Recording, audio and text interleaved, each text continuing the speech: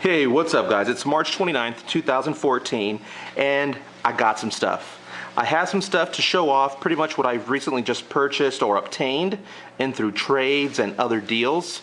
Plus, I have a lot of cool information that a lot of you may be interested. Either you live here in Arizona, you're a toy or comic book collector. Stay tuned in the very last of the video. I'm going to be talking pretty much about some cool information that I have and that I've been pretty much working on.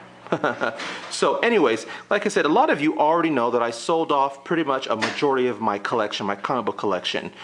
And slowly and surely I'm buying, here and there, trading, getting new comic books in. Well, let's put it this way, not new, still your old vintage, from bronze, silver, and golden age, but more along the lines of just getting stuff that either I missed selling or miss having in my possession, and just comic books like you see here that I've never really had in my collection that I want to go ahead and just kind of purchase because I remember reading these stories or at least liking this character when I was younger. So as you see here in front of you, I have Wolverine #1. This is the second series, or at least his first ongoing series, if you want to say. I purchased this, and to be honest with you, I'm thinking maybe of trading it or selling it. Not really, I don't want to say I'm happy about it, but I think it was more of an impulse buy when I purchased it. So I'm not really married or at least devoted to this one specifically. So if any of you are interested trading or purchasing, let me know. It is Wolverine #1. I would probably have to grade it maybe into a fine condition. There's only a few little issues with it, like as you can tell here. Let's see if the sun can pick the glare can pick it up. There's creasing along the edges, as you can tell right there. There's another one up there. You see that? The corners itself are not that bad. They're pretty straight, as you can tell. Here's the other one. And the pages inside are really mint. I really enjoyed this era of comic books when they used the specific paper and color. It made it very vibrant, because not all of them had this kind of paper or this kind of color printing. It was really like, back then it was like HD color, because it was kind of stale before, kind of drabby colors because of the ink and the printing materials that they used back in the 70s and 80s. But this one more specifically is very vibrant, very clean, and the only issues, like I showed you earlier, were just the stress marks on the spine. If any of you are interested, hit me up, let me know. Wolverine #1. The other one that I purchased actually today was this one, another Wolverine #1, the miniseries, the 1 through 4 miniseries that came up prior to the one I just showed you. Let me see, show you here. So all of you pretty much already know this information. This was kind of like the second series. This was the first series that came out, and this one's really nice. I would say probably a 9.4, maybe a 9.2, to be on the safe side, but a 9.4, not a 9.6, only because it has, let's see if I can show you, it does have some color break right there and a bend, and that's pretty much it. A few little indents, small little indents, as you can tell. So it can't be a 9.6 or a 9.8. I would say 9.4. But anyways, I picked this up. I'm pretty cool. I'm pretty proud that I picked it up. I never really had this one. Always wanted it, so I picked it up at a good price. So yeah. Next one I picked up, guys, I'm pretty sure if you've been following me for a very long time, you know that I had this comic book.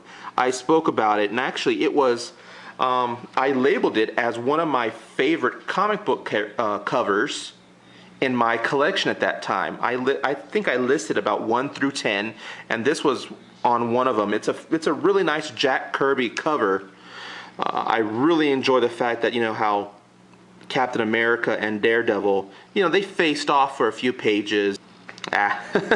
Not really an epic fight scene, but they did duke it off for a little bit. But it's Daredevil #43, and I don't know if this is the one that I sold to the gentleman, which I purchased back from today, because I did sell him a lot of comic books, and I do remember having a Daredevil #43 in really nice condition, and I think this may be the one that I sold him and bought back.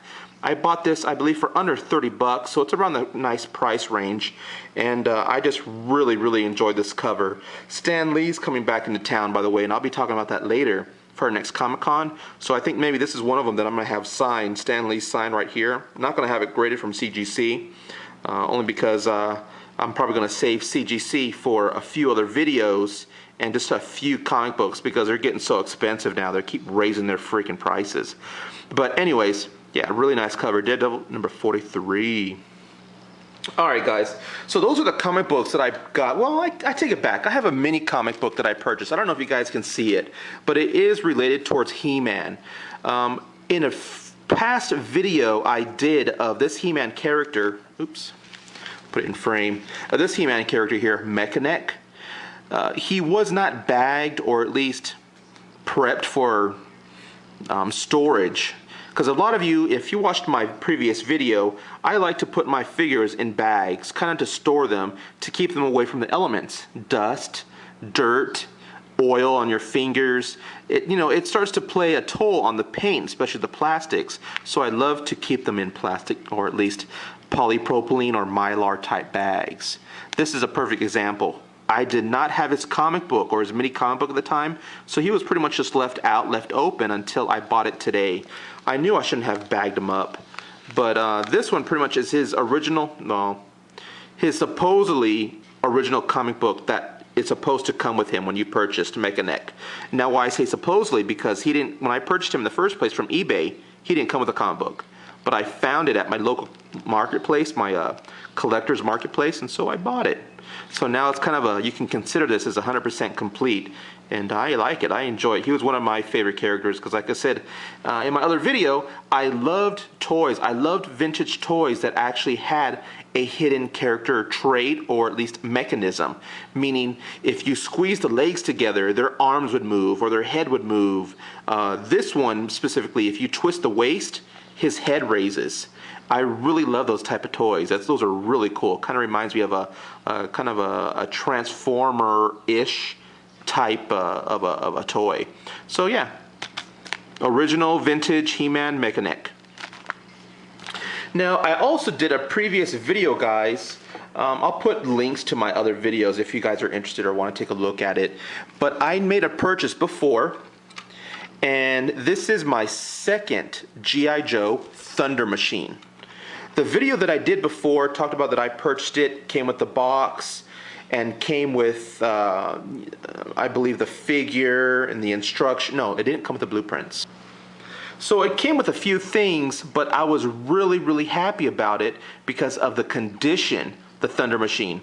Long story short, I ended up selling it, got a really good deal on it, or at least someone really wanted to purchase it, so I sold it. Made a few bucks. Since then, I've been kind of, dreary or kind of regretting the fact that I sold it because it seemed as if it was never played with, guys. It was pristine condition. Well, again, I found another one. I found it on eBay, and I believe I paid way too much for it. I think I paid 75 bucks for this, but it came with the box again. It came with the original box. And me, guys, I'm very anal. I'm very picky with the condition of things of what I buy. And one thing, it's really hard to find G.I. Joe vehicle boxes with the original file card and the flag points still uncut from the box. Everyone that I've seen on eBay, I've been watching for months. Ever since I sold my original one, I've been watching and watching. And if one comes on eBay, it's sold, it's gone. Either buy it now or I missed the auction. Anyways, I finally found one. It was for a buy it now, and I know I paid too much for it, $75 for it. But I wanted it. If it's something that I want, if it's something that I had when I was young, I had this when I was younger. And I remember spending hours playing with it, rolling through the dirt, tossing it, over hills, little hills, and making bunkers. I remember, man. And because of that nostalgic reason, I wanted it. So I got it, and it's really cool because it does come with the, one thing, it does come with the original blue sheet, or the instruction sheet, the blueprints. My previous one didn't, and I remember having to pay like 10 bucks for the blueprints. So I'm like, okay, well, it comes with the blueprints, cool. And then also it comes with all of the little mini paperwork, like the catalogs. Here is the Sergeant Slaughter kind of mail away. with other figures you can pretty much use your flag points for and purchase. And then also it comes with the original G.I. Joe, pretty much I want to say 1985 catalog. It details all, oops, sorry, it details pretty much all of the figures, all the vehicles that are supposed to be coming out for this series, or at least this year. But anyways, like I was saying, there's a lot of stuff going through this catalog, like, hey, I remember having this, I remember having this. And again, it's like, but going through my toys when I was young, I don't remember having a whole army, you know? So maybe I left them I left them places, or they were stolen. Anyways, oh yeah, the huge Defiant, guys. You guys remember that? I remember the commercials. I remember seeing this commercial for the very first time and almost crapping my pants when I was like 6, 7 years old. It's like, holy crap, they have one. And I think at the time when you would buy it, I think it was like $150 or $200. No, I never got it. I know I always wanted it, but I never got it. It was just too huge. I had too much crap already as a child, so my mom and dad never really got that for me. Anyways, yep, I'm really glad that I picked this up. Even though I paid a little bit too much, I believe, I still think it's real worth it because it brings back all those memories. The next thing guys, that I have, let me show you. Let me adjust the camera here. Okay, the next thing that I got, guys, if you pretty much are into Transformers, you already know what this is. But if you're not, let me give you a quick story before I kind of show you what I bought. You know, it's a Transformer, but here's the thing. It kind of ties into the story, which I'm going to tell at the very end. I'm working on a website currently for someone here local, a small business that deals a lot with G.I. Joes and Transformers. So I'm working on a website for him, and pretty much getting it live, you know, making it active so he can kind of promote this event that he wants to do.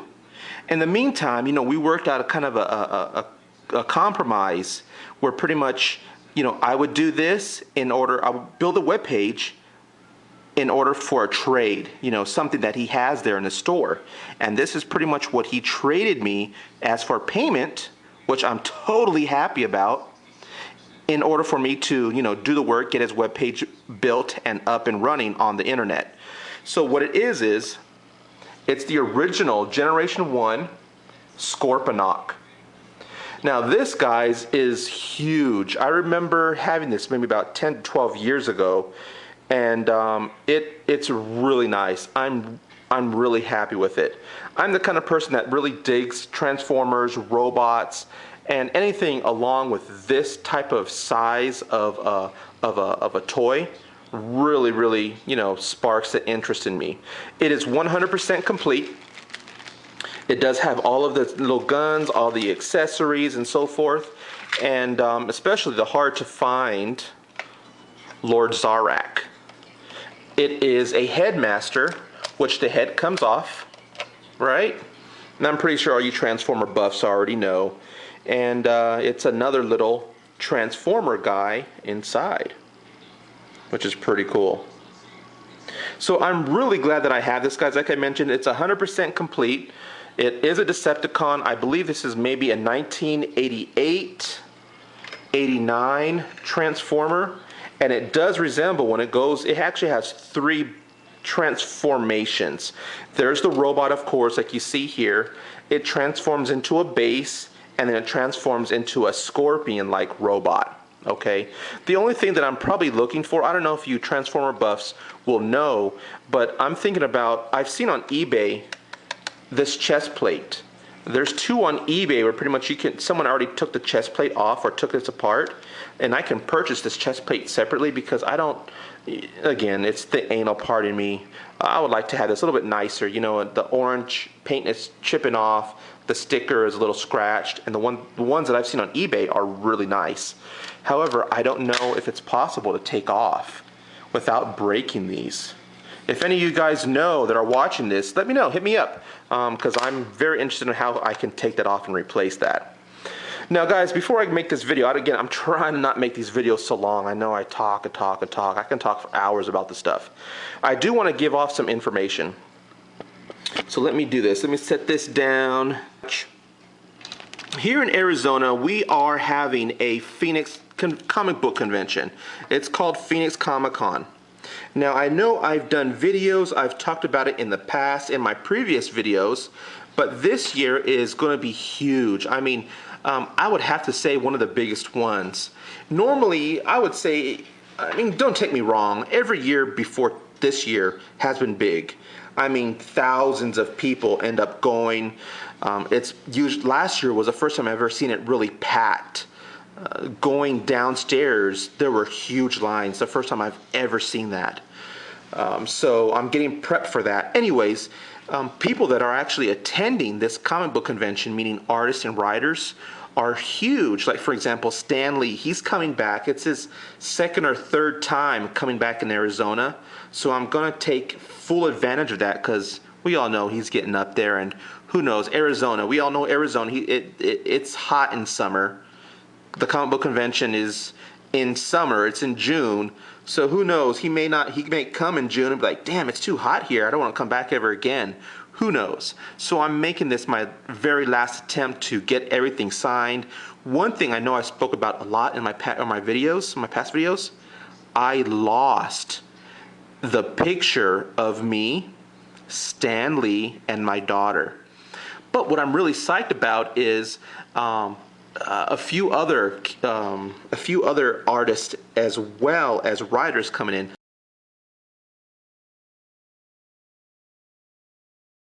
So there's a lot of other people too, which I'll talk about more in a later video, but it's really awesome. I'll put a link to the Arizona Phoenix Comic Book Convention. I'll put a link in the description below. So if any of you want to travel here back in June, spend a couple days, there are tons of 4-star and 5-star hotels near literally walking distance from the convention center. So if you guys are interested, coming on down, hit me up, let me know. I don't mind giving you some information, or if need be, meet up over there. That'll be pretty cool. The next thing, guys, I want to talk about is this website that I'm doing that paid me, or at least allowed me to obtain this Scorponok. I'll put a link here in the description below, but it's called ArizonaIcon.com. And what we're doing is, or at least what the pretty much a few of the guys at our marketplace that I buy all the stuff from, they're getting together and they're hosting, or at least trying, or I don't want to say trying, it's already scheduled. They're hosting a convention of vintage stuff. But it's more oriented towards G.I. Joe and Transformers. If you love those two topics, those two titles, you're going to be interested in this. It's going to be a convention dictated, or at least oriented towards those two huge titles, only because the new Transformers 4 movie will be coming out in June. In June. So what's going to happen is this convention is kind of in celebration because of that movie, and plus G.I. Joe and Transformers, they're hitting a pinnacle year. I believe for G.I. Joe, it's going to be 50 years, I believe, and then Transformers, it's going to be 30 years. They've been around. So we're kind of doing a celebration on that, and this website that I'm building is pretty much, it's a basic, nothing really, oh wow, that's really cool. It's a real basic, just to get the information out and to purchase tickets and to kind of give you a heads up. Who are the special guests? Who are the vendors? What's going to be there? Just information like that. And like I said, I can tell you guys, it has me excited. Number one, because it's going to be pretty much a lot of vintage stuff. It's going to be from comic books to toys, G.I. Joe, Transformers, He-Man, everything that you collect from the 70s, 80s, even 60s stuff are going to be there selling for booths. People can go in and purchase stuff if you're a collector. Plus, there's going to be guests signing autographs. There's one guest that pretty much a name was given out to me today. I'm not going to say who it is, but I was like, that name sounds familiar. Who is that? And then when I was told, hey, he's the original creator of blah, blah, blah. Holy crap, no, that's who I know that name from. Are you serious? He's coming down? Yep, he said he is. There's not 100%, I don't think it's a 100% confirmed. It's at least 90% percent confirmed. I think it's more resting upon my shoulders now. Once I get the webpage up, once I get the information, hey, this convention is legit, he's gonna come down. I guarantee it. And like I said, if once I get that name up on this website, Arizona Icon, you guys are gonna be, you know, you collectors out there for vintage 80 stuff, you guys are gonna be, you know, interested in either debating whether or not to come down to Arizona. But like I said, it's going to be a small, I think a 2-day convention. The convention center, the place where it's going to be held, it's already been, not posted, but it's already been purchased and scheduled. So I'll put the information of the website and when it's going to be. Tickets should be on sale shortly here. I'm working the details out on the webpage, getting that built. It should be up by April 1st. Which is in a couple days. So again, take a look. I'll be doing more videos here shortly, kind of giving you guys information if you guys are interested. Or like, hey Rick, can you get this autograph? Or hey Rick, can you take a picture or get some video of this and that? Sure, no problem. I don't mind doing that. But hit me up, let me know. But until then, guys, like I said, that's pretty much everything that I have for right now. Expect another video probably tomorrow. I'm going back to my marketplace because they're having an autograph event today. A bunch of WWE wrestlers are going to be there. TWA wrestlers also signing autographs and taking pictures. So I'll be doing video of that event and kind of giving you a rundown of pretty much my marketplace. It's changed a lot. It's a lot more stuff, a lot more things that you can look at. So hopefully you guys will be interested. Anyways, guys, I'm sorry for running off with my mouth again. If you have any questions, comments, concerns, hit me up. You know what to do. Until then, guys, thanks for watching and peace.